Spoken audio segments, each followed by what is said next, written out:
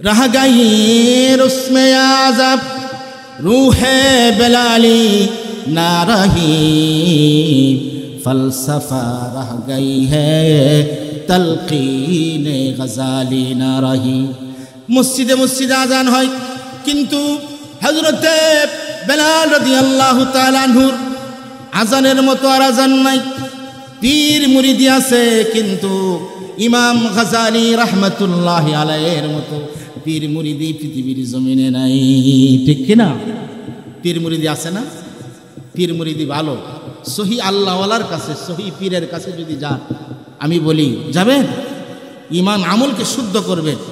সহি আল্লাহওয়ালার কাছে যায়া ইমান আমলকে দুরুস্ত করা, এটা কোরআন হাদিসে এই কথা আসছে যে সহি আল্লাহওয়ালার কাছে যাওয়া। কিন্তু যদি বেদাতি আর ভণ্ডের কাছে যান, আমও যাবে সালাও যাবে। কি যাবে? আমও যাবে সালাও যাবে। ছোট্ট একটা ঘটনা মনে পড়ে গেছে। হাকিমুল উম্মত মুজাদ্দিদে মিল্লাত শাহ আশরাফ আলী থানভী রহমতুল্লাহ আলাইহির কাছে এক লোক মুরিদ হয়েছে। কি হয়েছে? কি হয়েছে? মুরিদ হয়েছে। মুরিদ হওয়ার 3 দিন পরে হাকিমুল উম্মত মুজাদ্দিদে মিল্লাত শাহ আশরাফ আলী থানভী রহমতুল্লাহ আলাইহি ঘটনাটা লিখতেছে। এক পীরের কাছে একজন মুরিদ হয়েছে, নতুন মুরিদ। 3 দিন পরে ওই পীরের কাছে যায় বলতেছে, হুজুর কেবলা, আমি তো স্বপ্নে দেখছি। কি স্বপ্নে দেখছো? পীর সাহেব বলতেছেন, কি স্বপ্নে দেখছো? তো আমি স্বপ্নে দেখছি আমার হাতের, আপনার হাতের আঙ্গুলগুলো পায়খানায় ভর্তি, আর আমার হাতের আঙ্গুলগুলো মধুমাখা। আপনার হাতের আঙ্গুলগুলো পায়খানায় ভর্তি, আর আমার হাতের আঙ্গুলগুলো মধুমাখা, মধুতে ভর্তি। ওই পীর সাহেব বলতেছে, বেয়াদব, 3 দিন হইলা মুরিদ হইল, এখন আবার আমার কাছে আইসা কি শোনাও তুমি? আমার হাতের আঙ্গুলগুলো পায়খানায় ভর্তি, আর তোমার হাতের আঙ্গুলগুলো মধুমাখা, মানে তুমি আমার চেয়ে বেশি সহবত অর্জন করে ফেলছো, মানে তুমি পীর সাহেব হয়ে গেছো, আমি এখন মুরিদ হয়ে গেছি। মুজাদ্দিদে মিল্লাত আশরাফ আলী থানভী রহমতুল্লাহ আলাইহি তিনি লিখেন, যদি কোনো ব্যক্তি ভণ্ডের কাছে যান, বেদাত পীরের কাছে যান, গাইরে সহি পীরের কাছে যা, মানে যার আকীদা সহি না, নিজের ইমান আমল পথভ্রষ্ট হয়ে যাবে। ইমানও যাবে, আমলও যাবে, আমও যাবে, সালাও যাবে। পীর মুরিদি আছে, কিন্তু ইমাম গাজালি রহমতুল্লাহ আলাইহির মতো পীর মুরিদি এই পৃথিবীর জমিনে নাই। বর্তমানেও আশেকে রাসূল আছে, কিন্তু সাহাবীদের মতো আশেকে রাসূল এই পৃথিবীর জমিনে নাই। ঠিক কিনা বলে? ভাইরা আমার, বন্ধুরা আমার, হাদিসে পাকের মধ্যে আসছে, হযরত আব্দুল্লাহ ইবনে যায়েদ ইবনে আব্দুর রাব্বিহি বাগানে পানি দিতেছিলেন। কি করতেছিলেন? বাগানে পানি দিতেছিলেন। এমন সময় খবর আসছে, ও আব্দুল্লাহ ইবনে যায়েদ, তুমি শুনেছনি আল্লাহর নবীর ইন্তেকাল হয়ে গেছে, আল্লাহর নবীর ইন্তেকাল হয়ে গেছে। হযরত আব্দুল্লাহ ইবনে যায়েদ ইবনে আব্দুর রাব্বিহি বাগানে পানি দেওয়া বন্ধ করে দিলেন, আর 2 হাত আসমানের দিকে উত্তোলন করলেন।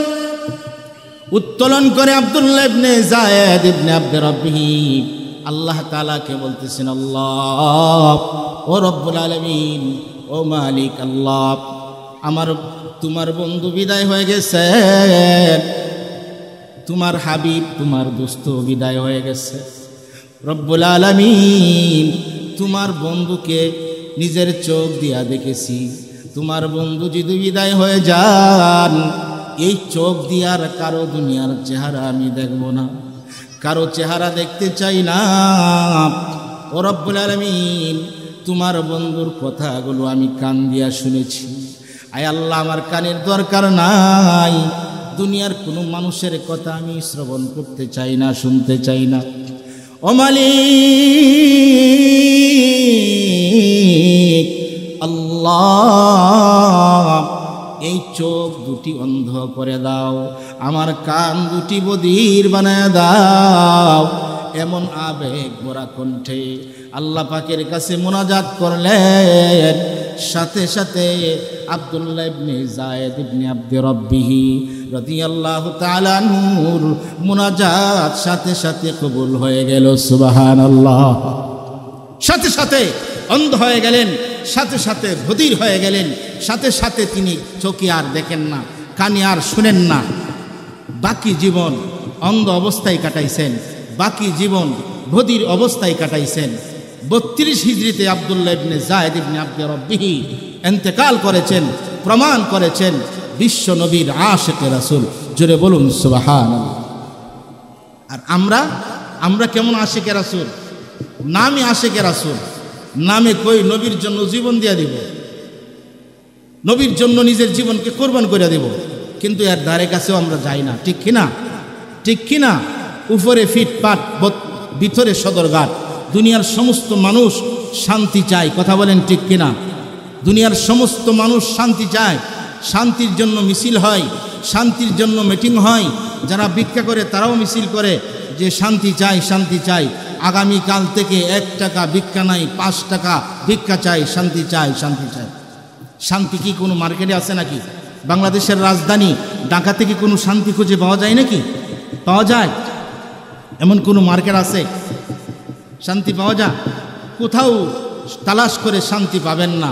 ঢাকা মতিঝিলে কোনো মতি খুঁজে পাবেন না, ঢাকা আরামবাগে কোনো আরাম খুঁজে পাবেন না, ঢাকার কলা বাগানে কলা গাছের মোতাও খুঁজে পাবেন না, ঢাকার মতিঝিলে কোনো মতি খুঁজে পাবেন না, রাজশাহীতে কোনো রাজাও নাই, শাহীও নাই, মুন্সিগঞ্জে কোনো মুন্সি নাই। কথা কোন ঠিক না?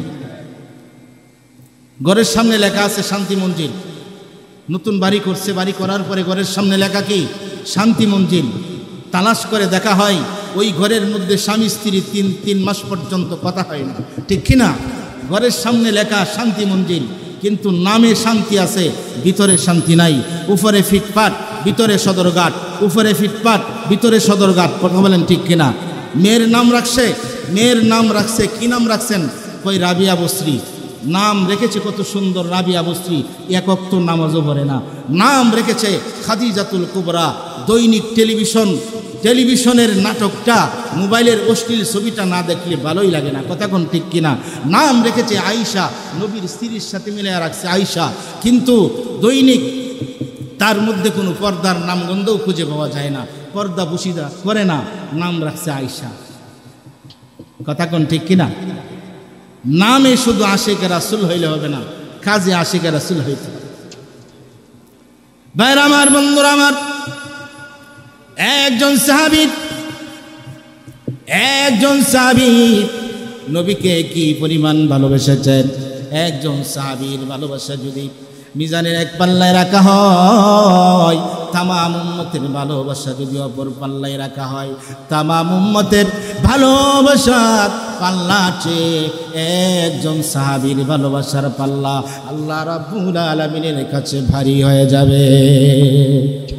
হযরত সাওবান রাদিয়াল্লাহু তাআলা আনহু চেহারাটা ফ্যাকাশ করে, মুসলিম শরীফের মধ্যে আসছে, হযরত সাওবান রাদিয়াল্লাহু তাআলা আনহু নবীজির দরবারে আসলেন।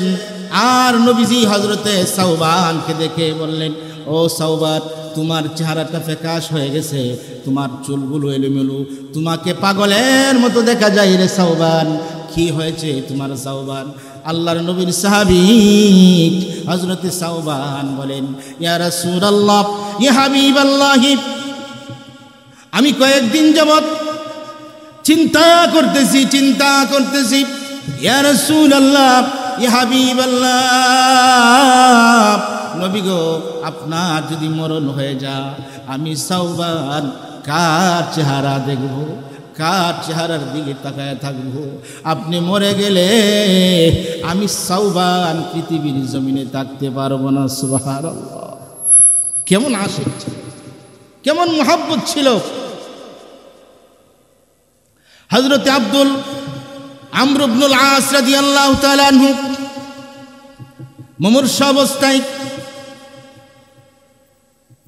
সাহাবীরা আসলেন আমর ইবনুল আস রাদিয়াল্লাহু তাআলা আনহুর কাছে দেখার জন্য। হযরত আমর ইবনুল আস রাদিয়াল্লাহু তাআলা আনহু চোখের পানিগুলো ছেড়ে দিয়ে কান্দেন, কাঁদতেছেন, চোখের পানিগুলো ঝরঝর করে পড়তেছে। সাহাবীরা বলেন, ও আমর ইবনুল আস, তুমি কেন কান্দো? কেন কান্দো? কি হয়েছে তোমার?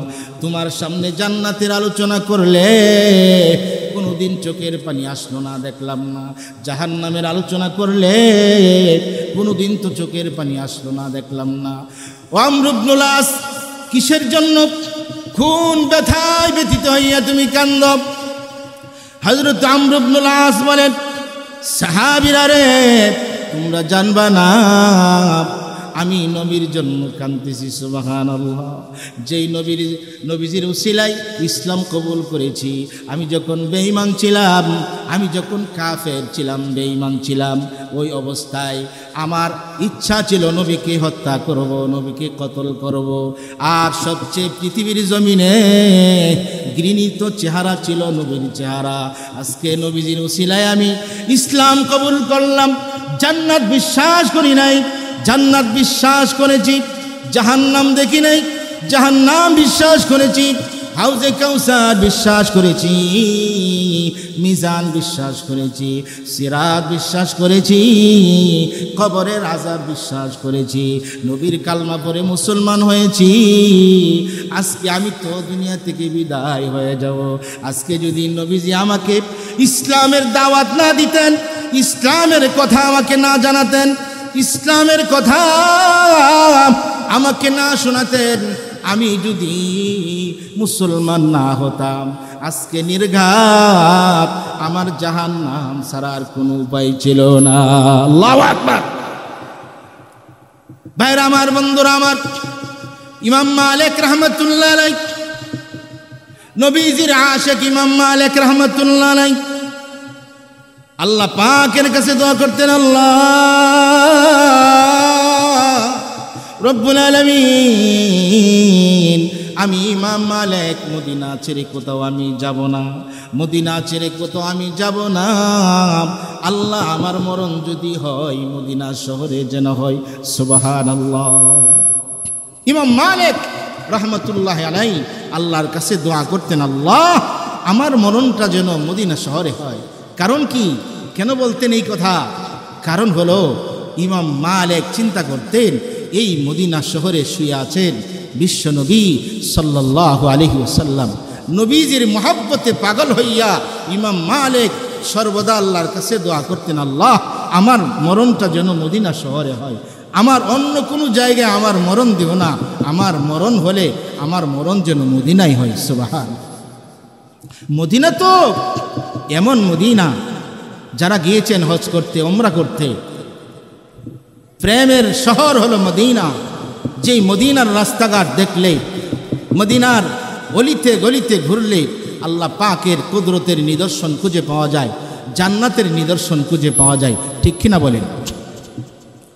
কুদরত কি তমাশা হে মদিনা কি গলি মে, কুদরত কি তমাশা হে মদিনা কি গলি মে, जन्नत की नमूना है मदीना की गली में, जन्नत की नमूना है मदीना की गली में। अफलाक ज़मीन लौह कलम चंदो सितारे, हर चीज़ में है नूर मोहम्मद की नज़ारे, हर चीज़ में है नूर मोहम्मद की नज़ारे। तकबीर में कलमा में नमाजों में अज़ा में, ऐना में इलाही च मिला नाम मोहम्मद, ऐना में इलाही च मिला नाम मोहम्मद। महबूब खुदा सल्ली अला नाम मोहम्मद, आँखों को दिया दिल के जिला नाम मोहम्मद। जिन खाकी में चलती है, जिन खाकी में चलते हैं शहंशाह दो आलम, ओ चश्मे सुरमा के मदीना की गली में। साहिल से लगा दे मुझे अश्कों को सफीना, साहिल से लगा दे मुझे अश्कों को सफीना, आँखों से दिखा दे मुझे मक्का व मदीना। अल्लाहु अकबर बोले। भाई আমার বন্ধুরা আমার, নবীর আশিক ইমাম মালিক রাহমাতুল্লাহ আলাইহি মদিনাকে ভালোবাসতেন নবীর কারণে। আর ইমাম মালিক রাহমাতুল্লাহ আলাইহি মদিনা শহরের মধ্যে পেশাব পায়খানা পর্যন্ত নবীর ভালোবাসার কারণে করতেন না। জুড়ে বলুন সুবহানাল্লাহ। প্রশ্ন করতে পারেন, ইমাম মালিক তো মানুষ, তিনি খাবার গ্রহণ করেন, পানীয় গ্রহণ করেন, পেশাব পায়খানার প্রয়োজন আছে। প্রশ্ন হয়, তিনি কোথায় পেশাব পায়খানা করেন?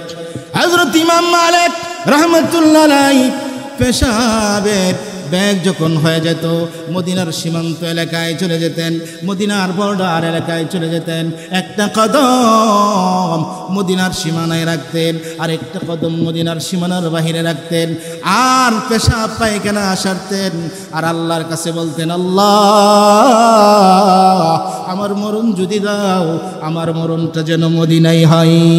সুবহানাল্লাহ। আমার মরণ যেন মদিনা শহরে হয়। সাহাবায়ে কেরাম নবীজির ইন্তেকালের পরে অস্থির হয়ে গেছেন, না, নবীজির ইন্তেকাল হতে পারে না।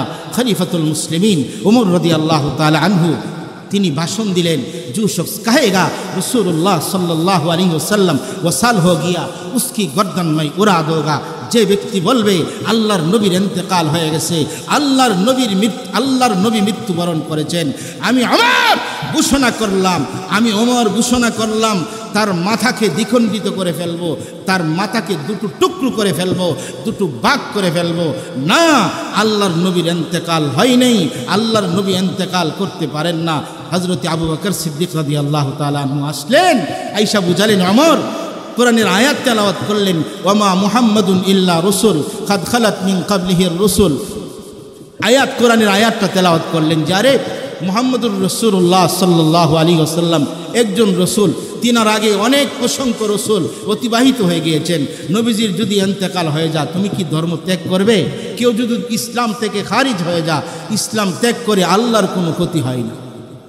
ওয়ামা মুহাম্মাদুন ইল্লা রাসূল قد خلت من قبله الرسل أفإن مات أو قتل انقلبتم على أعقابكم।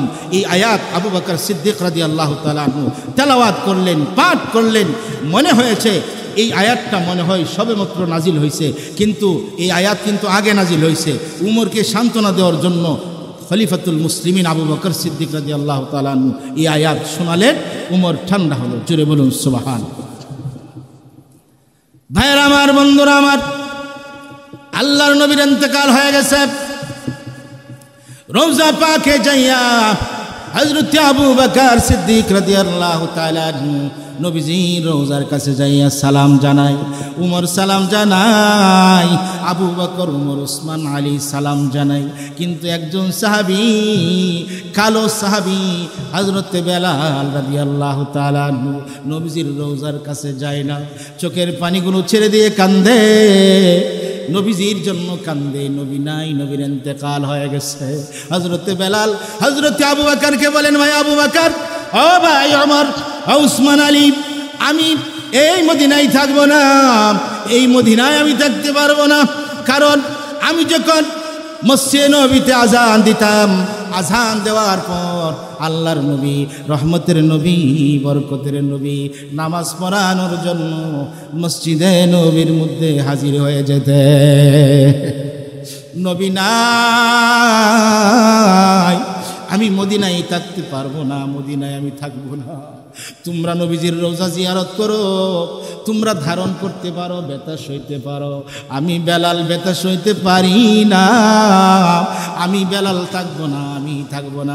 হযরত বেলাল রাদিয়াল্লাহু তাআলা আনহু তার গাঠুরি নিয়ে মুলকে শামে চলে গেলেন।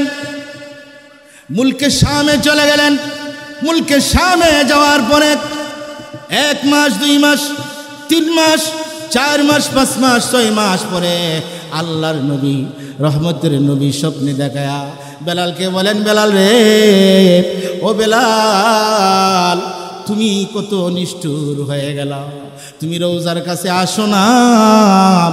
আবু বকর আমার কাছে রওজার কাছে আয়েশা সালাম জানাই, ওমর সালাম জানাই, উসমান, আলী সালাম জানাই, তুমি তো সালাম জানাইতে আসো না। ও বেলাল, এত নিষ্ঠুর হয়ে গেলাম। আল্লাহর নবীর স্বপ্নে দেখার পরের দিন হযরতে বেলাল মদিনার পথ ধরলেন, মদিনার দিকে রওনা করলেন। হযরতে বেলাল রাদিয়াল্লাহু তাআলা আনহু মদিনায় এসে গেলেন। সাহাবীদের মাঝে খুশি শুরু হয়ে গেছে। বেলাল মদিনায় এসে গেছেন। সাহাবীরা বলতে শুরু করছেন, আবেগে মোহাব্বতে বেলাল এসে গেছেন, মনে হয় আল্লাহর নবী আসবেন। সুবহানাল্লাহ, আল্লাহর নবী আসবেন। বেলাল এমনভাবে আজান দিত, আজান দেওয়ার পরে নবীজি চলে আসতেন। মানুষের মাঝে খুশি শুরু হয়ে গেছে। মহিলারা ঘর থেকে বের হয়ে যাইতেছে, ছোট্ট বাচ্চারা ঘর থেকে বের হয়ে যাইতেছে। হযরতে আবু বকর বলেন, বেলাল, ও বেলাল, তুমি একটু মসজিদে নববীর মধ্যে আজান দাও, আজান দাও। আবু বকর বলেন, উমর বলেন, উসমান আলী প্রস্তাব করলেন, বেলাল রে, ও বেলাল, তুমি তো নবীর মুয়াজ্জিন ছিলা, আজকে নবীর ইন্তেকাল হয়ে গেছে, তুমি আজকে মসজিদের নবীর মধ্যে আজান দাও, আজান দাও। হযরতে বেলাল বলেন, ও ভাই আবু বকর, উমর, উসমান আলী, আমি আজান দিব না, আজান দিব না। হ্যাঁ, আজান দিতে পারি, আজান দিতে পারি একটা শর্তের কারণে।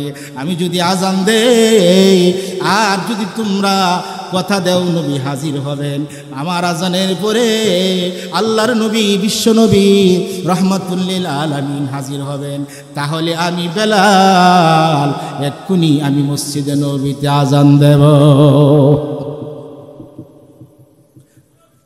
হযরত সালমান ফারসি রাদিয়াল্লাহু তাআলা আনহু মুরব্বী সাহাবী, 250 বছর হায়াত পেয়েছিলেন।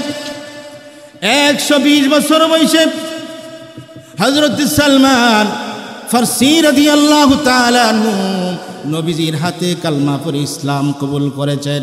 120 বছর বয়সে 250 বছর হায়াত পেয়েছিলেন।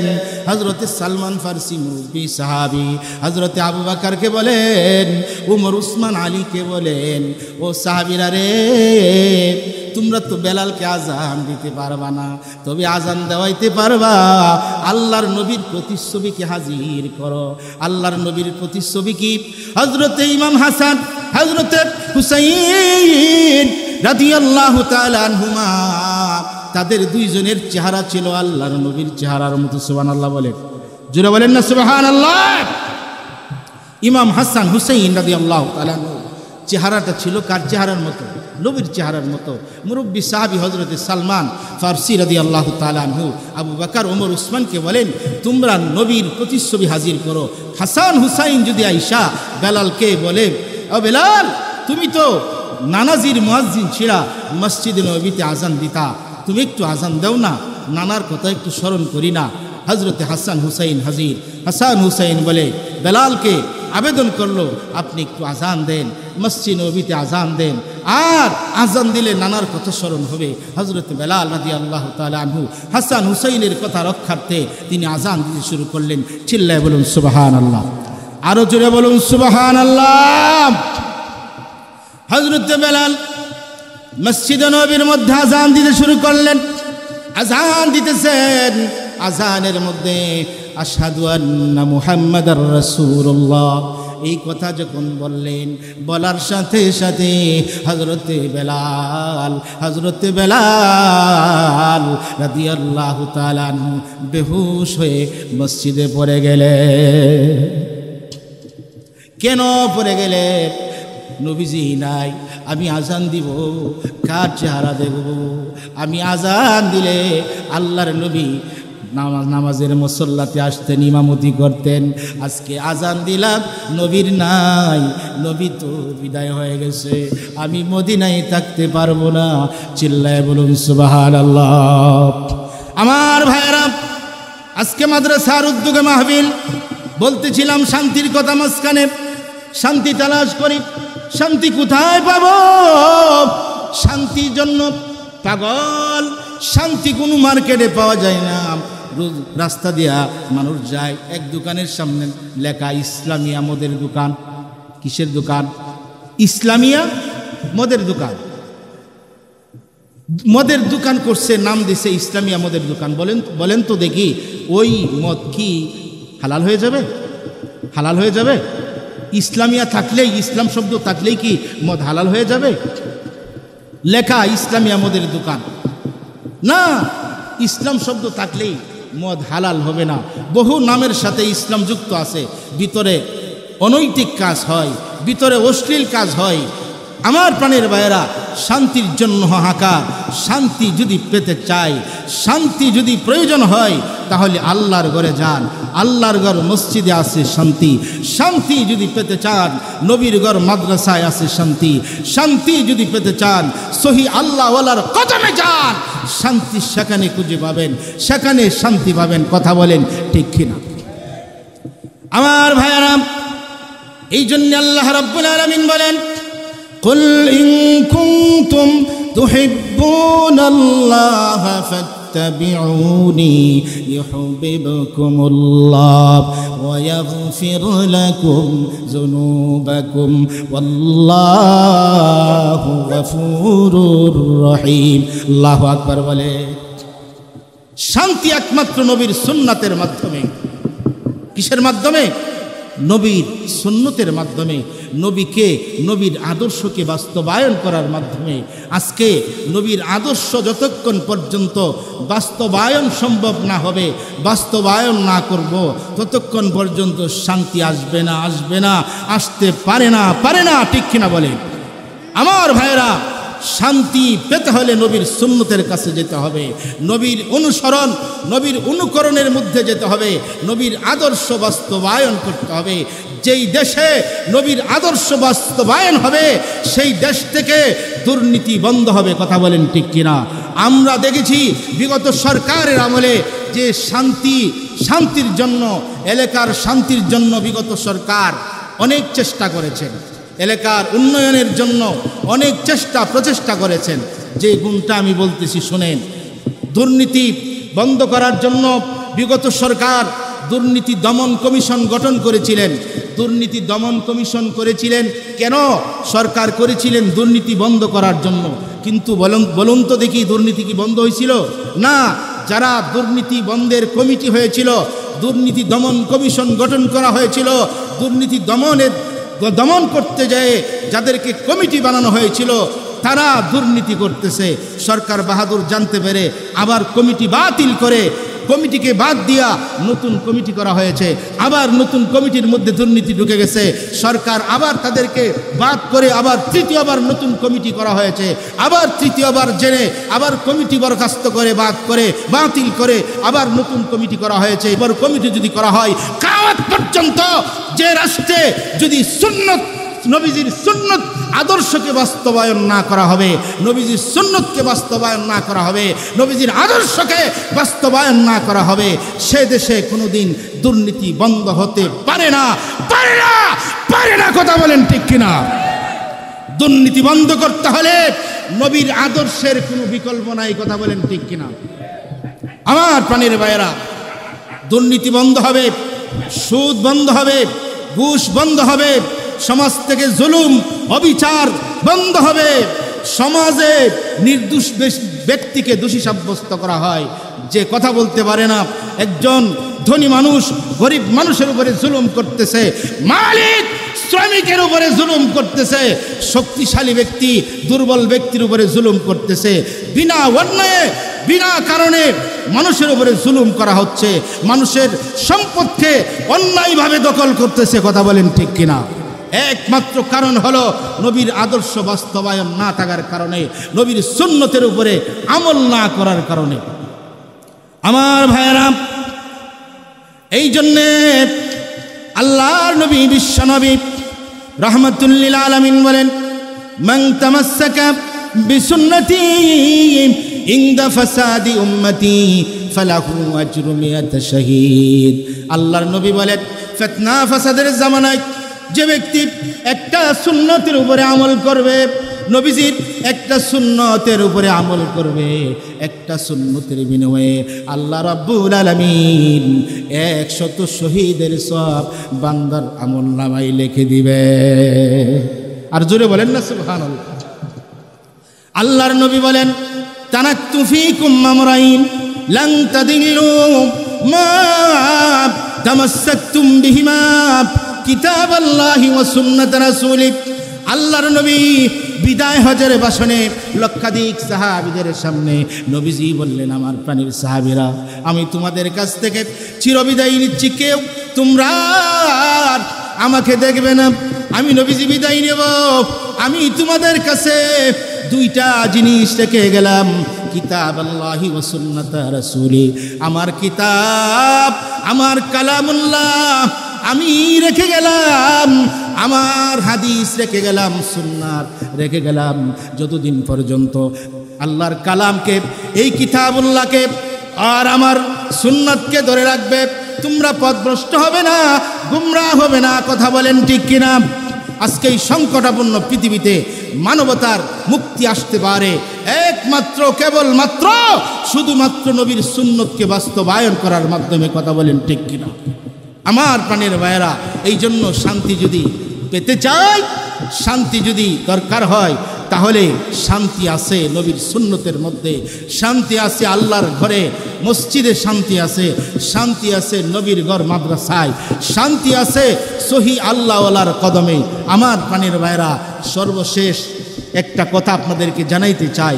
আজকে যেই মাদ্রাসার মাহফিল দারুল আরকাম, একটু নারায়ে তাকবীর দিয়ে আমাদের প্রধান মেহমান এসে গেছেন। নারায়ে তাকবীর, নারায়ে তাকবীর।